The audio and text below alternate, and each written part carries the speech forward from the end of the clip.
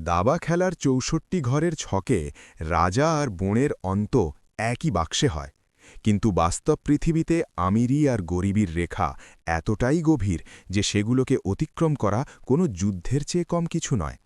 জুনের তপ্ত দুপুরে যখন সূর্যের রশ্মি গলিত তামার মতো আকাশ থেকে ঝরছিল, ১২ বছরের রাঘব খালি পায়ে তপ্ত পিচ রাস্তার ওপর দিয়ে হাঁটছিল। তার পায়ের তালুর চামড়া শক্ত আর কালো হয়ে গিয়েছিল, যেন রাস্তার উত্তাপ তার পায়ের সাথে এক আপোষ করে নিয়েছে। বাবুজি, একটি লটারি নিন, হয়তো আজ আপনার ভাগ্য বদলে যাবে। রাঘবের গলায় ক্লান্তি ছিল, কিন্তু চোখে এক অদ্ভুত আশা। তার হাতে ঘামে ভেজা লটারির টিকিটগুলো ছিল, যেগুলোকে সে কোনো দামি সম্পদের মতো বুকের সাথে জড়িয়ে ধরেছিল। ট্রাফিক সিগন্যালে দাঁড়িয়ে থাকা এক চকচকে মার্সিডিজের কাঁচ নিচে নামল এবং ভেতর থেকে একটা হাত বাইরে এলো, টিকিট নেওয়ার জন্যে নয়, বরং তাকে অবজ্ঞার সাথে দূরে সরে যাওয়ার ইশারা করার জন্যে। রাঘব চুপচাপ পিছিয়ে গেল। এটা তার অভ্যাসে পরিণত হয়েছিল। সে জানত না যে সে যে ভাগ্যকে অন্যের হাতে বিক্রি করার চেষ্টা করছে তা আসলে তার নিজের আঙুলেই লুকিয়েছিল। সন্ধে নামতেই রাঘব নিজের বস্তির দিকে এগিয়ে চলল, যেখানে নর্দমার দুর্গন্ধ আর ধোঁয়ার কুণ্ডলী বাতাসে সব সময় ভেসে থাকত। তার ঝুপড়ির বাইরে এক বৃদ্ধ লোক মাটিতে কয়লা দিয়ে দাগ কাটছিল। ইনি তার বাবা শঙ্কর, একসময় শহরের মশহুর দাবা সম্রাট, যিনি এখন পাগল শঙ্কর নামে পরিচিত। শঙ্করের চুল উস্কো খুস্কো ছিল আর দাড়িও বেড়ে গিয়েছিল। তার চোখ কোনো এক অদৃশ্য শত্রুর ওপর নিবদ্ধ ছিল। ঘোড়া আড়াই ঘর, উজিরের রাস্তা বন্ধ। শঙ্কর হঠাৎ চিৎকার করে উঠলেন। তার কণ্ঠে সেই পুরনো দাপট ছিল, কিন্তু সামনে কোনো ছক ছিল না, ছিল শুধু ধুলো আর কাঁকর। রাঘব ধীরে ধীরে তার বাবার কাঁধে হাত রাখল। তার স্পর্শ পালকের মতো হালকা ছিল। বাবা, খাবার খেয়ে নাও। শঙ্কর জটকায় রাঘবের হাত সরিয়ে দিলেন। তার চোখে ভয় খেলা করছিল। না, ও আমার কিস্টিমাত করে দেবে, ওকে থামাও, ও আসছে। শঙ্করের শরীর কাঁপতে লাগল, যেন কোনো বরফ শীতল হাওয়া তার শির দানা ছুঁয়ে গেল। রাঘব জানত এটা সেই শেষ চালের প্রভাব যা তার মানসিক ভারসাম্য কেড়ে নিয়েছিল। সে একটা দীর্ঘশ্বাস ফেলল এবং নিজের পকেট থেকে একটা পুরনো ঘুণে ধরা কাঠের বোঁড়ে বের করল। ঠিক এই মুহূর্তেই সময় যেন থমকে গেল। রাঘব সেই ছোট বোড়েটিকে নিজের হাতের তালুতে রাখল। তার আঙুলগুলো সেই বোড়ের খসখসে তল অনুভব করছিল। কাঠের সেই টুকরোটিতে অসংখ্য আঁচড় ছিল, যা না জানি কত খেলা আর কত হার জিতের সাক্ষী ছিল। সে বোড়েটিকে ধীরে ধীরে ঘোরাল, তার গঠন বুড়ো আঙুল দিয়ে বুলিয়ে দেখল। তার মনে পড়ল শৈশবে যখন তার বাবার মস্তিষ্ক ঠিক ছিল, তিনি তাকে বলেছিলেন, বেটা, এই বোড়েটাকে সবচেয়ে দুর্বল মনে হয়, কিন্তু এটা যদি ভয় না পেয়ে এগোতে থাকে তবে শেষে এটাই সবচেয়ে শক্তিশালী উজির হতে পারে। সেই মুহূর্তে সেই বোড়ের ওজন রাঘবের কাছে কোনো পাহাড়ের চেয়েও ভারী মনে হচ্ছিল। এটা শুধু কাঠের টুকরো ছিল না, এটা ছিল তার বাবার হারানো সম্মান, যা এখন রাঘবের মুঠোর মধ্যে বন্দী। তখনই বাতাসের এক ঝাপটায় একটা রঙিন লিফলেট উড়ে এসে রাঘবের পায়ের কাছে পড়ল। রাঘব ঝুঁকে সেটা তুলে নিল। তাতে বড় বড় অক্ষরে লেখা ছিল, গ্র্যান্ড ন্যাশনাল দাবা চ্যাম্পিয়নশিপ, প্রথম পুরস্কার ৫ লাখ টাকা। রাঘবের হৃৎস্পন্দন, যা এতক্ষণ শান্ত ছিল, হঠাৎ সেই কাগজটা ছুঁতেই ড্রামের মতো বাজতে লাগল। ৫ লাখ টাকা! এটা দিয়ে তার বাবার চিকিৎসা হতে পারত। কিন্তু নিচে লেখা প্রবেশ মূল্যের অঙ্কটা দেখে তার গলা শুকিয়ে গেল। ৫০০ টাকা! রাঘব নিজের পকেট হাতড়াল। সারাদিনের আয় আর জমানো পুঁজি মিলিয়ে মুঠিভর্তি কিছু কয়েন আর কয়েকটা দুমড়ানো নোট ছিল। সে নিজের মুঠি শক্ত করল। তার চোখে এখন আর জল নয়, বরং এক জেদি আগুন জ্বলছিল। তাকে এই খেলাটা খেলতেই হবে। নিজের ভাগ্যের লটারি অন্য কারো জন্য নয়, বরং নিজের জন্য তাকে খুলতে হবে। পরের দিন সকালটা রাঘবের কাছে শুধু সূর্য ওঠার ঘটনা ছিল না, বরং একটা যুদ্ধের সূচনা ছিল। নিজের ঝুপড়ির কোণে লুকিয়ে রাখা মাটির ভাঁড়টা সে মেঝের ওপর আছাড় মারল। সশব্দে মাটির টুকরো ছিটিয়ে পড়ল, আর তার মাঝখান থেকে বেরিয়ে এলো তামা আর নিকেলের কয়েনগুলো, যেগুলো মেঝের ওপর গড়াতে গড়াতে এদিকে ওদিকে পালিয়ে যাচ্ছিল। রাঘব হাঁটু গেড়ে বসে পড়ল। তার আঙুলগুলো সেই কয়েনগুলোকে এমনভাবে কুড়োচ্ছিল যেন কোনো ক্ষুধার্ত মানুষ অন্যের দানা বাছে। একটা কয়েন ১ টাকা করে সে নিঃশ্বাস বন্ধ করে গুনল। ৪৯০ টাকা। এখনও ১০ টাকা কম ছিল। সে নিজের পকেট থেকে লটারির বাকি টিকিটগুলো বের করল আর কাছের চায়ের দোকানে গিয়ে অর্ধেক দামে বিক্রি করে দিল। অপমানের ঘোঁট তেতো ছিল, কিন্তু লক্ষ্য তার চেয়ে অনেক বড় ছিল। রয়্যাল অর্কিড হোটেলের বিশাল লোহার গেট কোনো কেল্লার দরজার মতো মনে হচ্ছিল। গেটে দাঁড়িয়ে থাকা কড়কড়ে ইউনিফর্ম পরা গার্ড রাঘবকে দেখেই লাঠি এগিয়ে দিল। এই ছোটু, এখানে ভিক্ষা করা মানা, আগে বাড়। গার্ডের গলায় সেই রুক্ষতা ছিল যা রাঘব রোজ শুনত। আমি আমি খেলতে এসেছি। রাঘব নিজের মুঠোয় ধরা টাকাগুলো একটু উঁচিয়ে ধরল।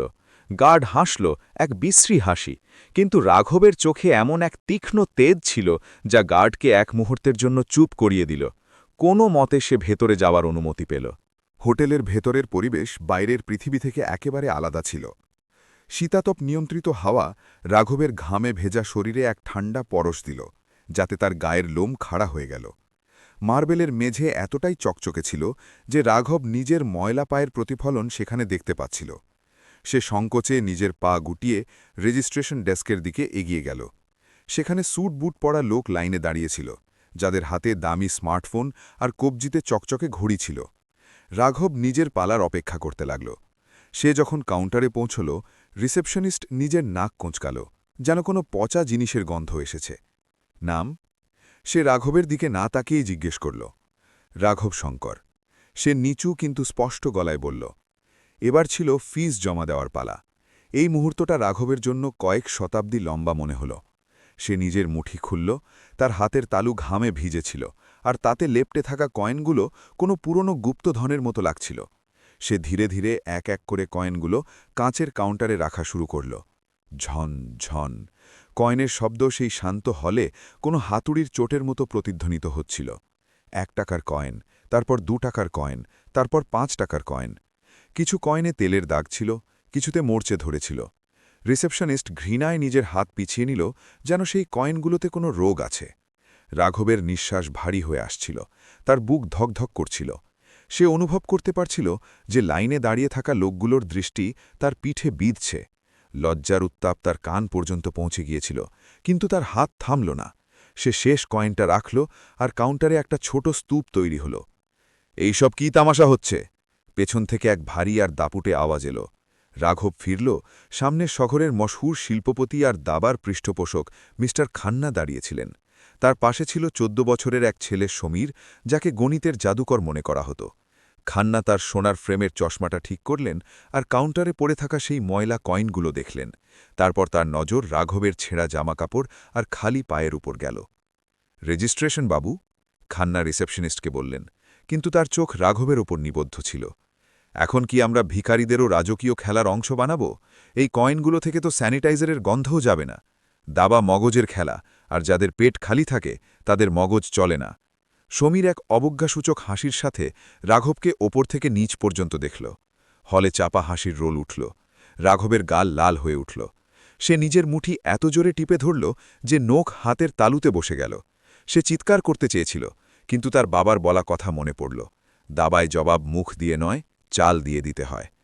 সে খান্নার চোখের দিকে সরাসরি তাকাল, পলক না ফেলে, আর চুপচাপ নিজের রশিদের অপেক্ষা করতে লাগল। টুর্নামেন্টের হলটা কোনো রণক্ষেত্রে পরিণত হয়েছিল। তফাৎ শুধু এইটুকুই ছিল যে এখানে তলোয়ারের ঝনঝনানি ছিল না, ছিল প্লাস্টিক আর কাঠের ঘুঁটির খটখট শব্দ। শত শত ঘড়ির টিক টিক শব্দ মিলে এক অদ্ভুত কোলাহল তৈরি করছিল, যা সরাসরি খেলোয়াড়দের মাথায় হাতুড়ির মতো বাজছিল।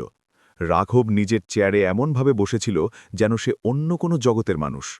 তার শার্ট ছেঁড়া ছিল, পেটে ক্ষুধার জ্বালা ছিল, কিন্তু তার নজর ছিল শুধু ৬৪ ঘরের ওপর। শুরুর রাউন্ডের ম্যাচগুলো রাঘবের কাছে এক ঝড়ের মতো কেটে গেল।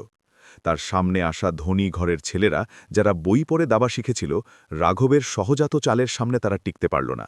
রাঘব বইয়ের নিয়মে নয়, বরং সেই হাহাকার দিয়ে খেলছিল যা একজন ক্ষুধার্ত মানুষ রুটি কেড়ে নেওয়ার সময় অনুভব করে।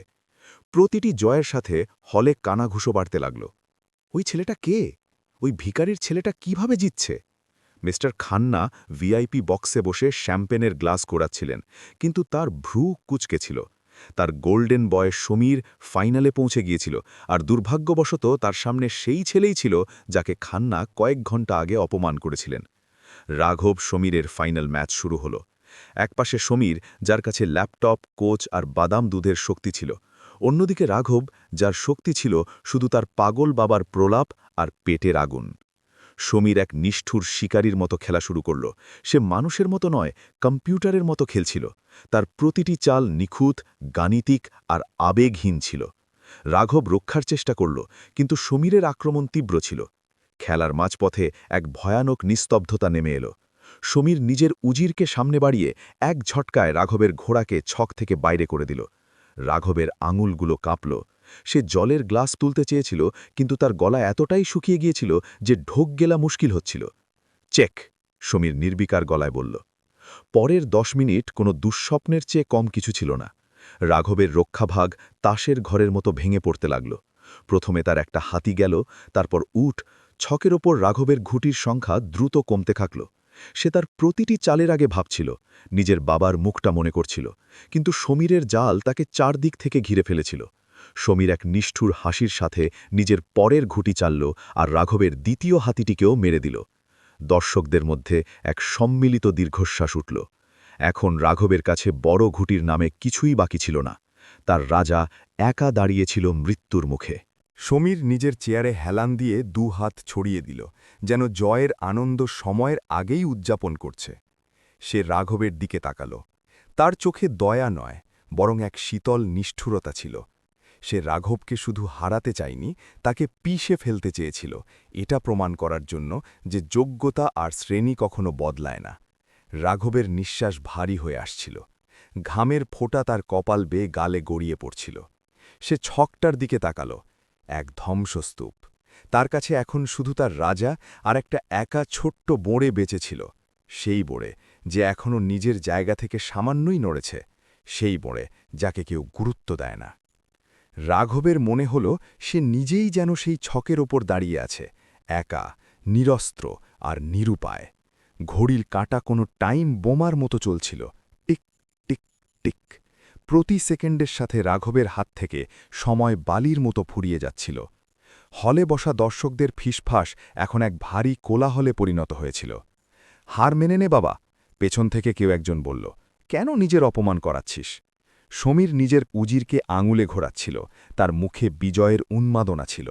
সে রাঘবের দিকে তাকালো এবং উপহাসের সুরে ঠোঁট বেঁকিয়ে বলল, তোমার কাছে শুধু একটা বোড়ে আছে, সারেন্ডার করে দাও, অন্তত বাড়ি যাওয়ার ভাড়াটা তো বেঁচে যাবে।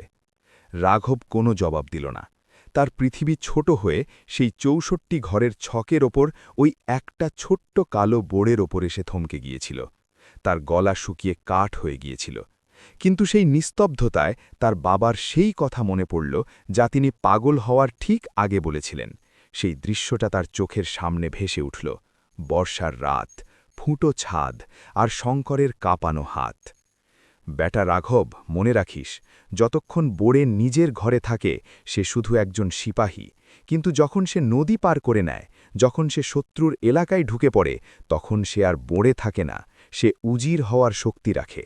একটা বোড়ে যদি সঠিক সময় চলে, তবে পুরো সাম্রাজ্যকে হাঁটুগাড়া বসিয়ে দিতে পারে। রাঘবের ঝাপসা চোখে হঠাৎ একটা চকমকি দেখা দিল। সে সেই বোড়েটাকে দেখল। ওটা শুধু বোড়ে নয়, ওটা সে নিজে, খালি পা, ক্ষুধার্থ, গরিব আর একা, দুনিয়ার চোখে দুর্বল। কিন্তু এই বোড়ে এখন আর পিছিয়ে যেতে পারে না। তার কাছে হারানোর মতো কিছু নেই, আর যার কাছে হারানোর কিছু থাকে না, সে সবচেয়ে বেশি বিপজ্জনক হয়। রাঘব একটা দীর্ঘশ্বাস নিল। এসির ঠান্ডা হাওয়া ছিল চারপাশে, কিন্তু তার রক্তে লাভা বইছিল। সে নিজের হাত তুলল। এবার তার হাত কাঁপল না। তার ময়লা খসখসে আঙুলগুলো সেই ছোট কাঠের বোড়ের ওপর শক্ত হল।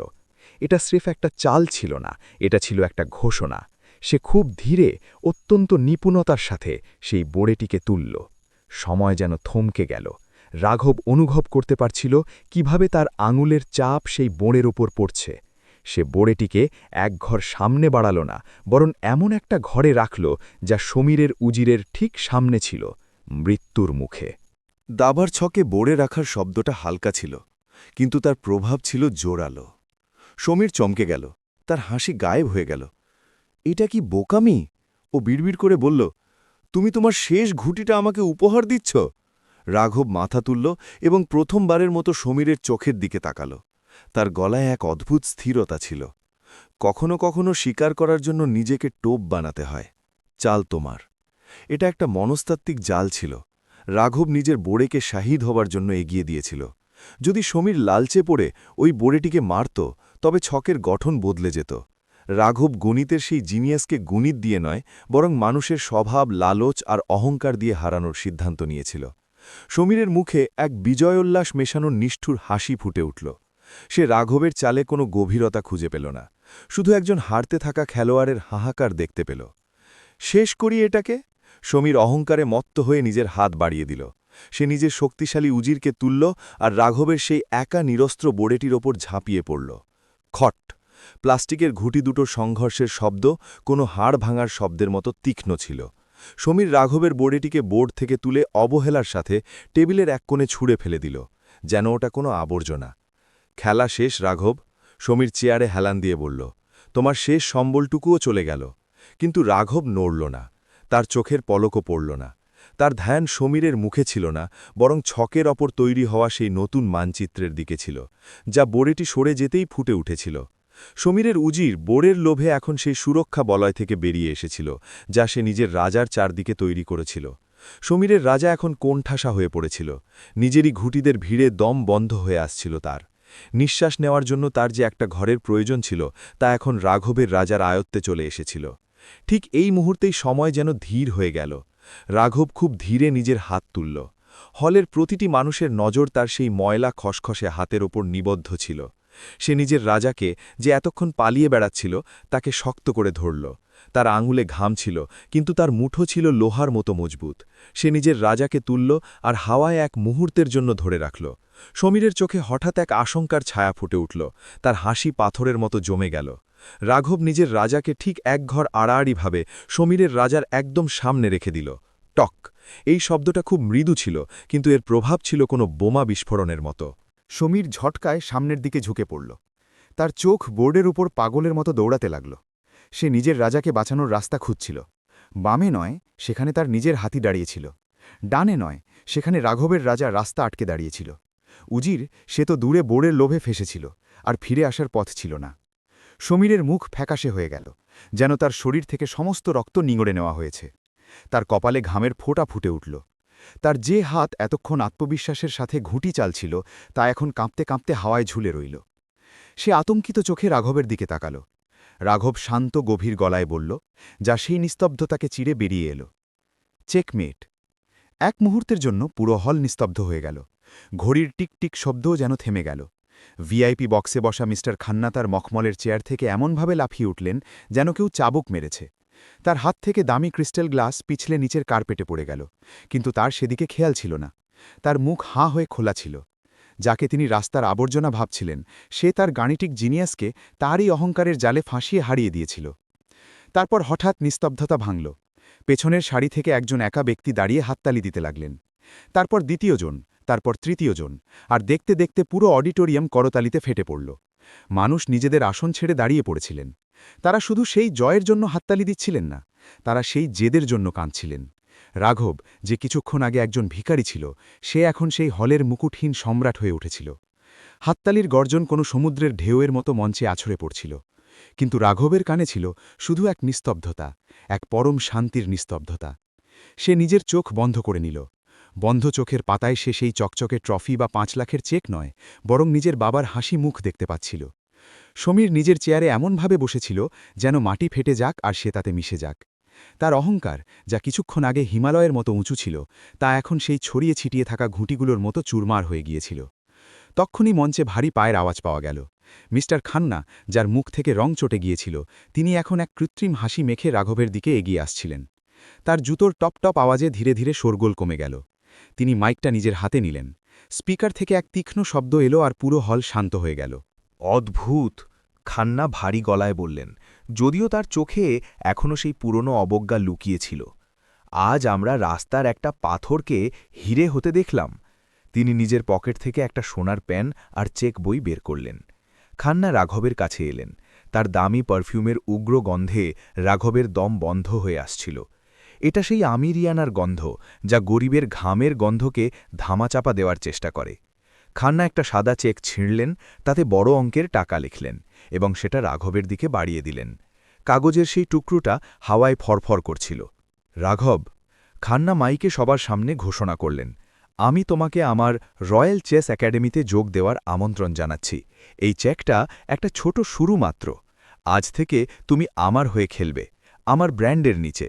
যে প্রতিভা কাঁদায় ফুটেছে তাকে এবার রাজপ্রাসাদে সাজার সুযোগ দেওয়া হবে। হলে আবারও হাততালি বাজতে লাগল, কিন্তু এবার রাঘব সেই হাততালিতে সওদাবাজি বন্ধ পাচ্ছিল। সে সেই চেকটার দিকে তাকাল। তাতে এতগুলো শূন্য ছিল যা সে স্বপ্নেও কোনোদিন গোনেনি। তার আঙুলগুলো সেই কাগজের কোণটা ছোঁয়ার জন্য এগিয়ে গেল। সময় আবারও ধীর হয়ে গেল। রাঘব অনুভব করল যে খান্না চেকের একটা কোণ ধরে আছেন এবং তার মুঠো আলগা হচ্ছিল না। এটা দান ছিল না, এটা ছিল এক শিকল। খান্না তাকে কিনে নিতে চেয়েছিলেন, যাতে কাল পৃথিবী এটা না বলতে পারে যে একজন গরিব আমিরকে হারিয়েছে, বরং এটা বলে যে খান্নার একাডেমির ছেলে জয়লাভ করেছে। রাঘব ওপরে তাকাল। খান্নার চোখে সেই একই ভাব ছিল যা সেদিন গেটের গার্ডের চোখে ছিল, মালিক হবার ভাব। রাঘবের মাথায় তার বাবার পাগলপন, তার ভেঙে যাওয়া আশা আর সেই অপমানজনক শব্দগুলো, গরিব মানুষ দাবার ছক ছোঁয়ার যোগ্য নয়, প্রতিধ্বনিত হতে লাগল। সে চেকটা নিজের হাতের তালুতে নিল। কাগজটা ছিল কড়কড়ে আর ঠান্ডা। সে ওটা নিজের চোখের সামনে তুলল। সবার মনে হল সে খুশি হয়ে ওটাতে চুমু খাবে, কিন্তু রাঘবের মুঠি শক্ত হতে লাগল। কাগজ দুমড়ে যাওয়ার শব্দ মাইকে শোনা গেল, চড়চড়। সে চেকটাকে ধীরে ধীরে ভাঁজ করল আর তারপর ওটা ছিঁড়তে শুরু করল। চেকটা দুটুকরো হয়ে গেল, তারপর 4 টুকরো, তারপর 8। খান্নার হাসি তার মুখে জমে গেল। তার চোখ ছানা বড়া হয়ে গেল। পুরো হল স্তম্ভিত হয়ে গেল, যেন কেউ চলন্ত সিনেমা থামিয়ে দিয়েছে। রাঘব কাগজের সেই টুকরোগুলোকে হাওয়ায় উড়িয়ে দিল। সেই টুকরোগুলো তুষার কণার মতো ধীরে ধীরে খান্নার দামি জুতোর উপর পড়তে লাগল। হলে এতটাই গভীর নিস্তব্ধতা ছেয়ে গিয়েছিল যে যদি কোনো সুঁইও পড়ত তবে তার শব্দ হাতুড়ির মতো শোনাত। খান্নার মুখ রাগে আর অপমানে বেগুনি হয়ে গিয়েছিল। তার পা সেই কাগজের টুকরোগুলোর ওপর ছিল, যা কিছুক্ষণ আগে পর্যন্ত তার দৌলতের প্রমাণ ছিল। রাঘব টেবিল থেকে গোল্ডেন ট্রফি আর 5 লাখ টাকার বিজয়ী খামটা তুলে নিল। এটা তার দয়া নয়, এটা তার নিজের পরিশ্রমের কামাই ছিল, তার অধিকার ছিল। সে মাইকের কাছে গিয়ে নিজের শান্ত কিন্তু দৃঢ় গলায় বলল, মিস্টার খান্না, দাবার ঘুটি বাজারে কেনা যেতে পারে, খেলোয়াড়ের জেদ নয়। আপনি বলেছিলেন বোড়ে দুর্বল হয়। হয়তো আপনি ভুলে গিয়েছেন যে যখন বোড়ে নিজের শেষ সীমা পার করে নেয় তখন সে উজির হয়ে যায়, আর উজির কখনো কারো অধীনে থাকে না। সে ট্রফিটা বুকের সাথে জড়িয়ে ধরে শন দিয়ে হল থেকে বেরিয়ে গেল। পেছনে পড়ে রইল সেই সব আমির মানুষ যারা এখনও বুঝতে পারছিল না যে এক সর্বহারা ছেলে কোটি টাকার প্রস্তাবকে কিভাবে পদাঘাত করতে পারল। কয়েক মাস পর সেই বস্তির ছবি বদলে গিয়েছিল। 5 লাখ টাকা দিয়ে রাঘব কোনো বিলাসবহুল বাড়ি কেনেনি, না কোনো গার্ড রেখেছে। সে নিজের ঝুপড়ির পাশের খালি জমিতে একটা বড় ত্রিপল টাঙিয়ে সেখানে শঙ্কর চেস স্কুলের বোর্ড লাগিয়ে দিয়েছিল। সেখানে এখন পচা নর্দমার গন্ধ নয়, বরং ধূপকাজির সুগন্ধ আর বাচ্চাদের খিলখিল হাসির আওয়াজ আসে। বস্তির সেই বাচ্চারা যারা আগে আবর্জনা কুড়োত, এখন তারা পরিষ্কার পরিচ্ছন্ন পোশাকে দাবার ছকের সামনে বসে মাথা ঘামাচ্ছিল। সঞ্জ নাম ছিল। বৃদ্ধ শঙ্কর এখনও নিজের চারপাইতে বসেছিলেন, কিন্তু এখন তার হাতে কয়লা নয়, বরং এক আসল দাবার ঘুঁটি ছিল। তার পাগলপন পুরোপুরি ঠিক হয়নি, কিন্তু তার চোখে এখন এক স্থিরতা ছিল, এক শান্তি ছিল।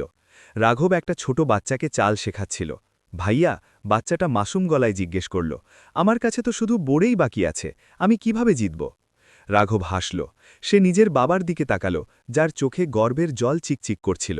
রাঘব সেই বাচ্চার কাঁধে হাত রাখল আর সেই কথাগুলোই পুনরাবৃত্তি করল যা তার জীবন বদলে দিয়েছিল। ভয় পাস না ছোটু, মনে রাখিস উজির শক্তিশালী হয়, রাজা দামি হয়, কিন্তু বোড়ে হলো আশা, আর যতক্ষণ আশা বেঁচে আছে খেলা শেষ হয় না। স্ট্রিট লাইটের হলুদ আলোয় রাঘব সেই বাচ্চার হাত ধরে বোড়েটিকে সামনে এগিয়ে দিল। ছক পাতা ছিল আর এক নতুন লড়াই শুরু হয়ে গিয়েছিল, ঘৃণার বিরুদ্ধে, দারিদ্র্যের বিরুদ্ধে, আর সেই সবার বিরুদ্ধে যারা মনে করত যে ভাগ্যের রেখা বদলানো যায় না।